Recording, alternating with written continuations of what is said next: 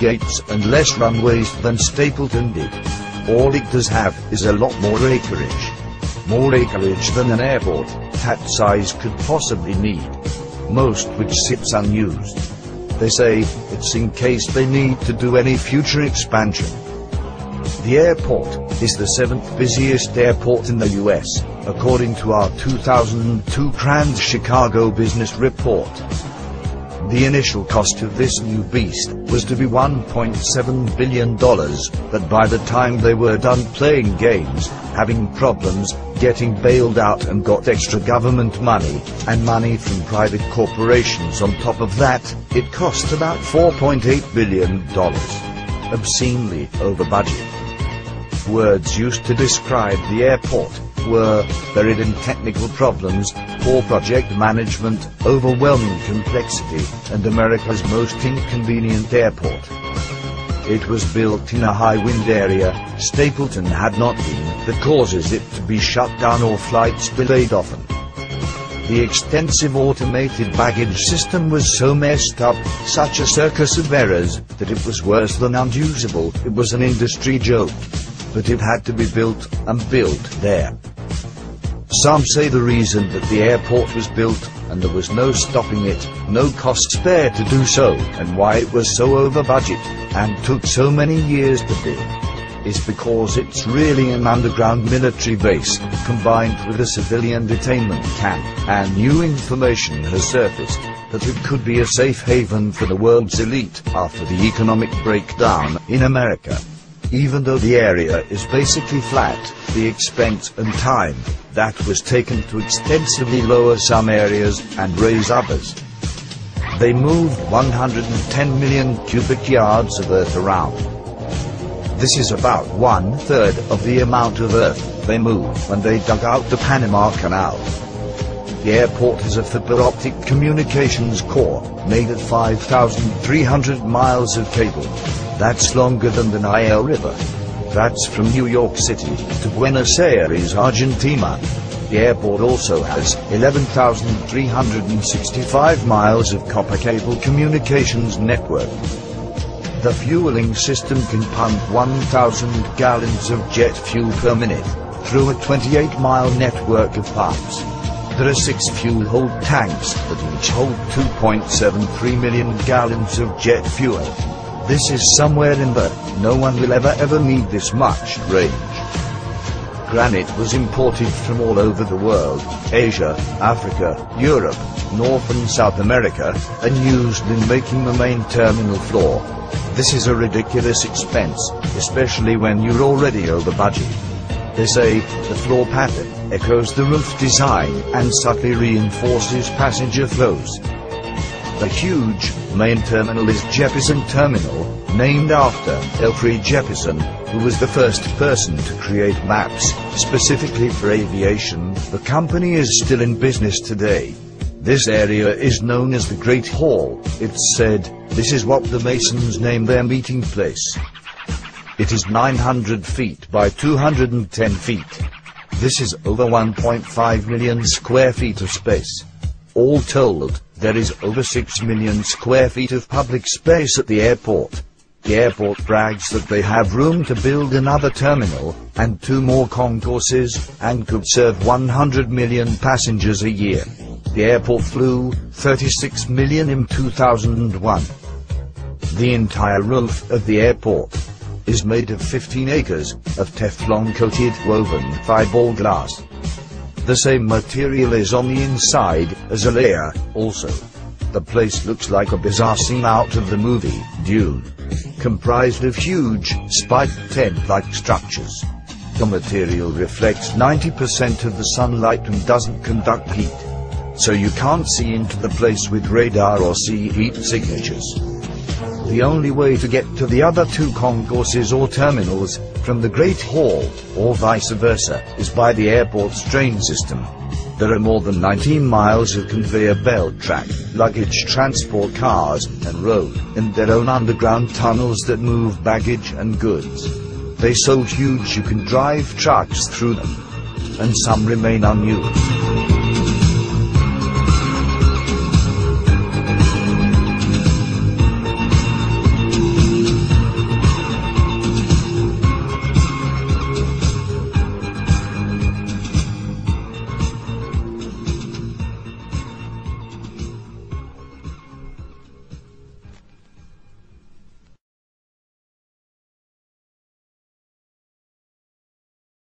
Now you mentioned that underneath this airport, it goes down many levels.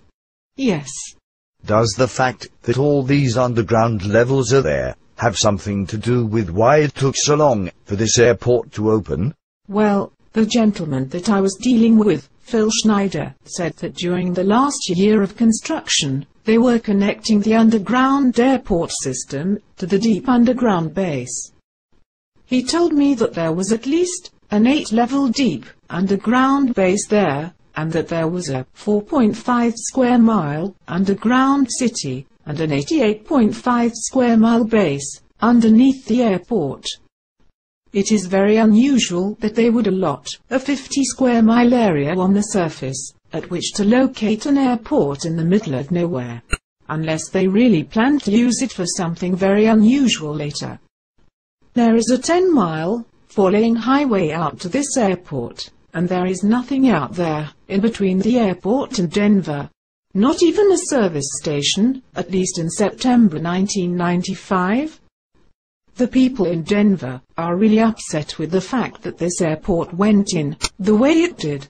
There was this fellow who wrote a book, in which he made the statement that they had a copy of an audio tape on which a Denver city official was talking with people from the Civil Intelligence Agency, and that he was paid $1.5 million to allow the airport to be built, no matter what it took. It appears that there was a lot more interest in getting the airport built from just officials in the Denver area. They plan on using this facility for something else other than just landing planes. So, this guy got you down there to take a look at the underground? Well, he was invited to go along on the trip. I had a friend that actually got us down into the active area in the underground. It's very interesting down there. The baggage equipment area is very unusual. All the old luggage equipment that wouldn't work right doesn't look much different than the stuff that is working today. You were telling me that there are huge concrete corridors with sprinklers all along the ceiling. What are these sprinkler heads doing in a concrete bunker, pray tell? Well, this is the same question we asked.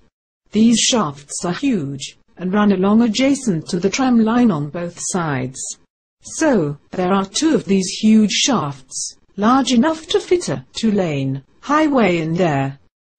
There are very few openings into and out of the tram shaft, but at the end of them, going out into this 50 square miles of acreage, is a huge steel door that would facilitate the entrance of a great big truck. It could be used for almost anything, but what is so unusual about it is that about every 5 or 6 feet on the ceiling, across almost the full width of the area, there is a pipe with 3 or 4 sprinkler heads. This goes on for the full length of the thing, which must be close to a mile. There are 2 of these shafts, and I got a picture in the mail the other day, which was very unusual. It was taken by someone on board the tram in the shaft. The picture appeared to actually show ghost-like figures on it. It was a mother and a baby wrapped in a blanket. When you were down in that concrete shaft, both times I got nauseated. Now, the tunnel shaft that the tram comes in on could connect up with an underground tunnel coming in from 5 buildings that were built and buried. There was already a 40-foot diameter tunnel there when construction started. Those 5 buildings they built 3.5 years ago, and suddenly they said, "Oops, these are in the wrong place," and buried them, along with a very high-tech runway that is buried under about 4 inches of dirt. It seems insane that they would build a very technical building complex with interlocking tunnels, and a tunnel going back to the tram tunnel at the concourse, and then state that they built it in the wrong place and cover it up with dirt. I don't believe that people are that stupid. No. Projects like that are strategically planned, and they just don't go and do that. Some of these 5 buildings are 150 feet tall. There is one 78 feet tall, and one that is 126 feet tall. They are all in that range. From this complex there is a shaft that runs to Concourse C. When they started this project, as I said, there was also a huge 40-foot diameter shaft brought in there from somewhere that was off limits to the work crews. It was there when the project was started, and everybody that worked on these projects, there were 5 different contractors, and the people on each contracted crew did not interact with the other ones. When the project was done, everyone was fired and sent away. You would think that during this massive construction, they would not be able to keep this stuff secret. I think a lot of the people saw things that disturbed them so much that they would not talk about it. I know several people who worked on the project that managed to find their way down into the depths, probably close to the deep underground base, and saw things that scared them so badly, they won't talk about it. I interviewed a few of the former employees on these construction crews that worked out there on these buildings that ended up buried, and they are afraid to talk. They say that everybody is real nervous about it, and they decided to tell some of the secrets that they knew, but they don't want anybody to know who they are. So, I can tell you that it is a very unusual and spooky type of place, and if you are a sensitive person, you get nauseated as soon as you enter the perimeter of the airport. Especially when you go down underground. You become very nauseated and nervous. There is also so much electromagnetic flux in the area that if you get out on the open ground around the airport, you will buzz. Where is this flux field coming from? What do you think the purpose of this is? I think that it's coming from some kind of underground electrical system, because where we were, there were no power lines, and the whole place was just buzzing with this free energy floating around. Very unusual. In addition, there are areas in the underground that have chain link fences with the barbed wire tops pointed inward, like they were there to keep people in, not keep people out. All these areas are there, acres of it, and none of it is in active use. There are many terraced areas that go down. One area in particular is forbidden to go into unless you are wearing a biological protective suit. They say there is some kind of unidentified biological fungus in that area that attacks people's lungs. Some kind of way to hide something that is in this area. Well, we think that area is one that leads to deeper levels underground at the airport. But it is surrounded by a chain link fence, and you can't get in there. We think this is the area that one of the electricians kind of stumbled into, that went down about 6 levels below the 4th level, and ran into some really weird stuff. He won't talk about any of it now. Real weird stuff.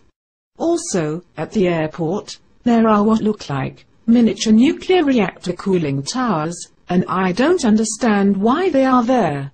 When people asked, the reply is that they are part of the ventilation and exhaust system.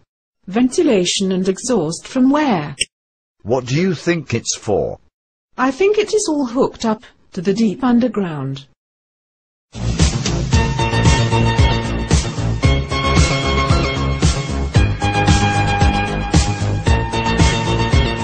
A satellite view of these ventilation systems measure over 50 feet tall, 249 feet across and 363 feet in diameter. And this is only what is visible on the surface.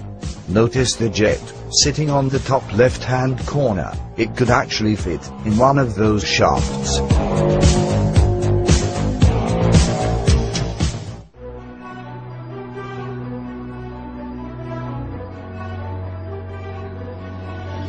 Just when I thought the murals and the gargoyle statue made the airport bizarre enough. On Monday, February 11, 2008, this 6-ton, 32-foot-tall, fiberglass sculpture was erected at the airport. In 1992, it was commissioned at the cost of $300,000. This is the largest statue ever created by 66-year-old Louis Jimenez, who in June 13, 2006, was standing on a ladder in his studio in Hondo, New Mexico, hoisting a large section of the Mustang, when a cable broke, and a piece of the sculpture came crashing down. pinning him against a steel beam and slicing through an artery in his leg. He died on his studio floor.